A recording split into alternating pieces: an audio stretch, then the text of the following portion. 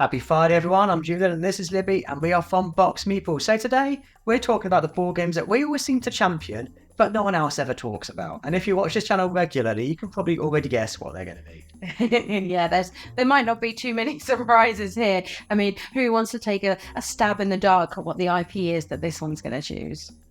That's right, I've chosen Back to the Future, and I've chosen Back in Time. Now, I really love this game. It's been in my top games every single year that we've done a video on those, and not just because it's Back to the Future, although we all do know that's the best film series ever made, but this is actually a really fun cooperative game where you're travelling around the board. You've got several missions to do. First, you've got to fix the DeLorean, then you've got to get George and Lorraine back together, then you've got to get Marty to the right place to get him back to 1985. Let's not forget Biff, because he causes all the time. Biff is just causing chaos, moving around the board. And it's got fantastic art in this. I really love the art style they've gone for. They're not trying to replicate the film art. They've got all these custom drawings they've got here, and it's a really nice art style that you don't often see attached to Back to the Future.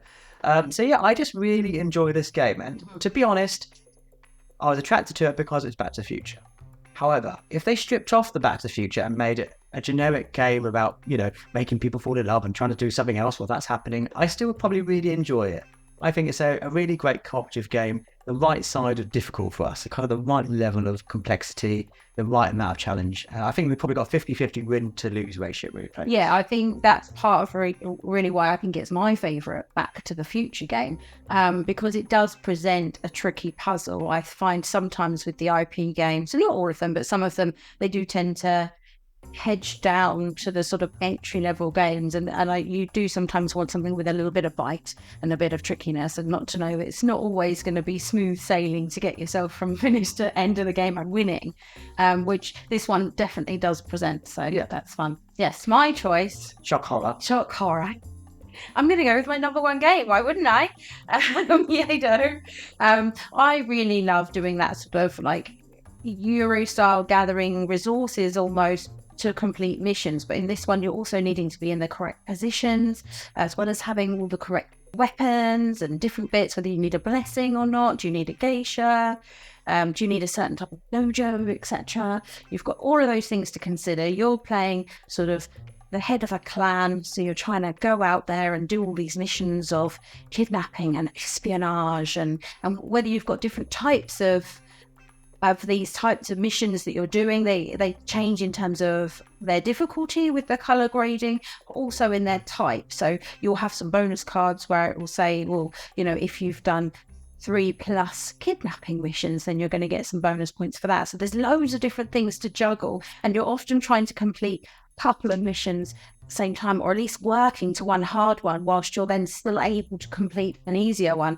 And that makes this quite a tricky puzzle. And if you do manage to kill the Shogun, Instant win.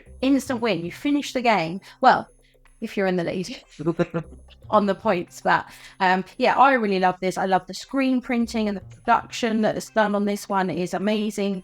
Yeah, I've loved it from the get-go. I think it's been one of the games that sort of really properly drew me into board gaming. With the original version, it's one that I play a lot with one of my friends, and so obviously couldn't resist getting the master set when that came out, and it's still one that I think is an amazing day when we get to go out to the table. It's like an event for us, and we'll make it a Yedo day and do Japanese things and all that sort of thing. So yeah, it's one that's close to my heart. So these two games, they're quite low in the BGG ranks. Mm-hmm. They're not in the top 100, obviously. But they're in our top 100. They're in our top 100. Everyone should play these games because we really, really enjoy them. But what games do you love that you think no one else really loves? No one else talks about them. Do let us know in the comments down below, because it's a chance we might overlook them. Yeah. And we're interested in finding out new exciting games. So do comment down below what's your favourite hidden gem, if you will. Or have you tried these? Do you like them? Do you hate them? We don't mind either opinion. Why would they hate them? No one would hate this game. It's fantastic.